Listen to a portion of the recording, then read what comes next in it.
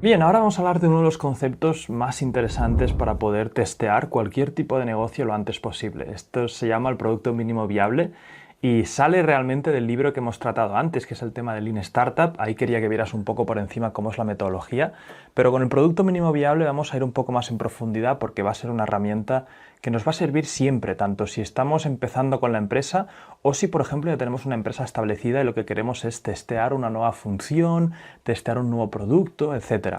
Es lo interesante del método Lean Startup y este tipo de filosofías que no solamente sirven para emprendedores que empiezan, sino para cualquier empresario que quiere seguir innovando, testeando y saliendo al mercado, porque al final no dejamos de ser emprendedores.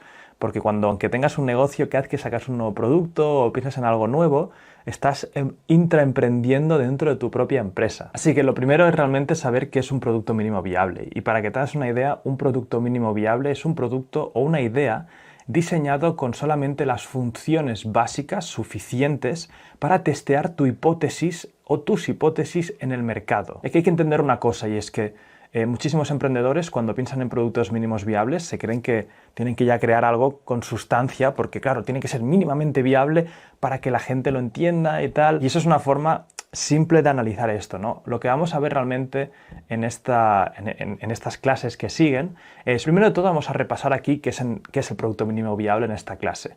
Luego lo que haremos es ver los diferentes tipos, que hay bastantes tipos de productos mínimos viables y cuál va a servir para cada una de nuestras empresas.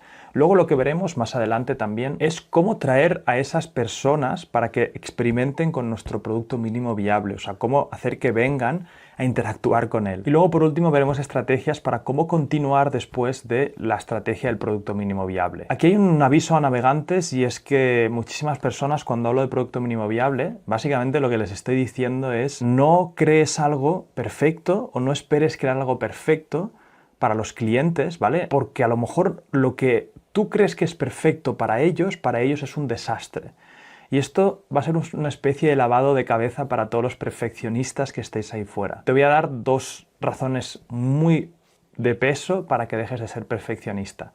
La primera de todas es que lo que tú tienes en tu cabeza como perfecto, al final es subjetivo. El valor, y esto ya lo estamos repitiendo bastante en esta formación, el valor de cualquier cosa es subjetiva. Es decir, Pedro le da un valor de 10 al bistec que se está comiendo y Juan le da un valor de 28 porque es fan del bistec de toda la vida. Esto, si lo multiplicas por millones de personas, te das cuenta de que al final los mercados no es más que personas con intereses y gustos o necesidades para comprar un bien, un producto, un servicio, y van a ponerle un precio colectivamente, que es colectivamente el valor subjetivo que le dan, pero cada uno de ellos tiene una subjetividad distinta. Entonces, tú también caes en eso. Tu subjetividad es real, y lo que tú crees en tu cabeza que tiene muchísimo valor, resulta que a lo mejor o tiene mucho valor solo para ti, o tiene valor para tus 4 amigos, o tiene valor solamente para un pequeño grupo de mercado que ni siquiera tiene tanto valor como para pagar por él. Por lo tanto, el primer argumento de peso para salir del perfeccionismo es que el valor es subjetivo, y lo que tienes que hacer lo antes posible es tener los inputs del mercado, los inputs de las personas a las que vas a ayudar con eso que estás creando, porque dejémonos de historias, tus inventos y lo que tú estás creando no es más que una forma de ayudar a las personas, que te lo van a recompensar con dinero, que el dinero no es más que una deuda social. Si tú tienes 1.000.000 de euros porque has vendido muchísimas palas para acabar más rápido, ese 1.000.000 de euros es una deuda social que les ha gustado tanto lo que les has dado en palas que te han recompensado con dinero, y ahora tú a la sociedad puedes hacer que te den cosas. No es más que eso. Entonces, tu perfeccionismo interno no le des vueltas, porque nunca vas a hacer algo perfecto, porque el perfeccionismo en el mercado es que crees las mejores soluciones para los problemas que tienen esas personas. Eso no quiere decir que escuches 100% lo que digan ellos y lo implementes, no. Tú también tienes que tener tu visión y tu forma de ver hacia dónde van las cosas y lo que tú opinas, pero tienes que tener una escucha muy activa y sobre todo muy rápida en el proceso de creación para poder crear algo que tenga sentido y que luego valoren de verdad esas personas. Y el segundo argumento de peso para no ser tan perfeccionista, porque es que el perfeccionismo te va a matar. O sea, si no sacas el perfeccionismo, el producto mínimo viable como estrategia para ti no tiene sentido. Apago, vámonos, ya no sigo explicando. Entonces, la segunda argumento de peso, el segundo argumento de peso para realmente salir del perfeccionismo es que sin las versiones iniciales imperfectas del principio, ¿vale? Sin liarla por aquí, no acaba existiendo la versión perfecta final. Porque si tú estás intentando llegar al objetivo de crear esto, a esto solo se llega con los matices, con las subjetividades, con las 1000 historias con las que te vas encontrando cuando has enfrentado el producto de aquí desde hace un año. Y además hay muchas personas que se creen que el producto mínimo viable les va a causar mucho estrés y ansiedad, porque lo que se creen es que sacarán un producto mínimo viable, se darán cuenta de que las personas no quieren eso o no les interesa o no hacen caso y tendrán que recoger sus cosas y volver otra vez a un trabajo o a lo que sea. Eso es lo que hace que muchas personas no quieran salir al mercado lo antes posible y que esperen argumentando cualquier cosa, ¿vale? Tú te haces en tu cabeza tus paranoias. No, porque mi producto es distinto. No, porque mi producto necesita estar acabado para que la gente lo quiera. No, es que estoy en un sector en el que esto no se podría hacer. No, es que no quiero perder clientes vendiéndole algo que no está acabado. Todo eso son tus excusas para no petar la burbuja de que si te va mal tendrás que volver a lo de antes.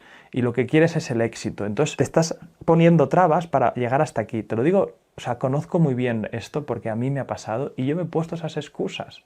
Yo me había leído el libro Lean Startup y muchos otros y me fui a Elche con el tema de las zapatillas personalizables, poniéndome excusas, no, porque esta empresa ya se ha probado en México, no, porque el testeo ya lo han hecho antes, mal. Cuando si hubiera empezado antes y si hubiera empezado aquí, hubiera empezado a notar matices, hubiera empezado a notar que los costes de producción comparado con lo que nos costaba a nosotros conseguir un cliente eran demasiado desproporcionados. Quizá podríamos haber virado el producto lo antes posible y haber empezado ya a plantearlo de forma distinta. Lo interesante es que aquí, en la imperfección, ¿vale? Esto vamos a llamarlo imperfección, lo que vamos a ir encontrando son los matices y las subjetividades que nos van a ir acercando a la perfección. Que la perfección ahora mismo ni siquiera sabemos cuál es. O sea, dos cosas. La perfección en tu cabeza, no creas que la imperfección te va a acabar llevando a una perfección que tú ya tienes en tu cabeza.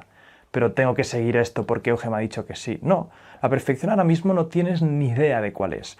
Porque saldrás al mercado, tendrás conversaciones con personas y te das cuenta de que hay cosas que tú pensabas que tu cliente iba a valorar, pero hablando con ellos te das cuenta que para ellos eso no es tan importante. Y hay otras cosas de repente que vas a notar que se repiten, patrones e historias que vas a decir, wow, aquí la gente esto sí que lo está valorando. O te darás cuenta de cómo los mensajes de marketing, por ejemplo, las propuestas que harás, irás viendo cómo comunicarlo mejor, te irán dando feedback sobre cómo comunicar algo para que tenga más sentido, te ayudarán incluso con la tecnología o con el desarrollo del producto, y todo esto estás co-creando con estos clientes, que al final llegas a una perfección, que en el fondo nunca llegas porque siempre puedes ir mejorando, pero llegas a una especie de perfección mejor que si simplemente estás en tu cabeza todo el rato. El producto mínimo viable nos ayuda, es una forma rápida, como estamos viendo, de testear la demanda del mercado antes de lanzar la versión acabada. Te permite aprender lo antes posible para modificar esa bola de plastilina que estás ahora mismo moldeando. Te ayuda a crear popularidad incluso con una primera audiencia que ya está probando lo que vas a construir. O sea, ya estás empezando a recolectar una pequeña base de datos porque irás hablando con gente, irás poniendo el producto en sus manos, etc. Hay una frase muy potente de Eric Ries que te dice que muchas startups dicen la frase de, oye, ¿esto se puede construir? ¿No? ¿Es posible? Cuando hay una pregunta que dice que se debería de responder antes, que es, ¿se debería construir?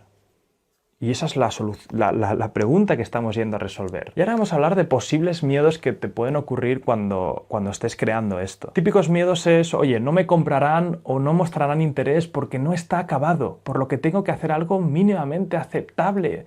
Mal. Esto ya lo hemos hablado, pero no es correcto. O sea, al final lo que pasa es que si tú creas algo muy mínimo, ¿qué es lo peor que puede pasar? ¿Que nadie te haga caso? Pues no has perdido ni un cliente.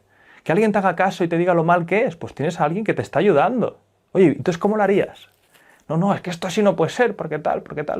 Ah, oye, pues gracias, tal. La gente le gusta al final co-crear y sentir que está ayudando. Otro miedo que puedes encontrar es, si entrego algo inacabado, los clientes verán lo inferior que es mi producto y no repetirán. No, porque si realmente estás montando una empresa grande, por mucho que al principio 2 o 3 clientes, o máximo 10, no les guste porque tu versión no está acabada, no te preocupes. Hay un mercado gigante. Y si te da miedo que por perder 10 clientes estés perdiendo mucha sección de tu mercado, es que tu mercado no es suficientemente grande como para empezar esta empresa. La idea aquí es validar, validar, validar, y cuantos más matices tengas, cuantas más experiencia tengas, más realmente irás descubriendo el mercado. Yo, por ejemplo, si ahora alguien de vosotros quisiera entrar en mi mercado, que es el mercado de la formación online, tendría una desventaja muy grande, porque yo estoy en el mercado, yo estoy vendiendo, yo estoy viendo lo que la gente valora, yo estoy viendo la evolución del mercado, yo estoy viendo... Son matices que podría escribirte un libro sobre esto. En cambio, si tú desde fuera analizas algo, te estás haciendo unas suposiciones que no son reales y que cuando llegas dirás, wow, no tiene nada que ver. Por ejemplo, yo me acuerdo que en tema de las redes sociales, yo pensaba, wow, si una marca tiene 100.000 seguidores, pues vamos a ver, mínimo que compran sus productos un 10% de los seguidores. O sea, están vendiendo 10.000 de productos cada mes. Mentira, eso no es así, no tiene nada que ver. O sea, los seguidores luego es llegarles a impactarles con el anuncio en el momento correcto y 1000 movidas. Pero desde fuera yo, antes de entrar en este sector, lo pensaba y veo gente que todavía lo piensa.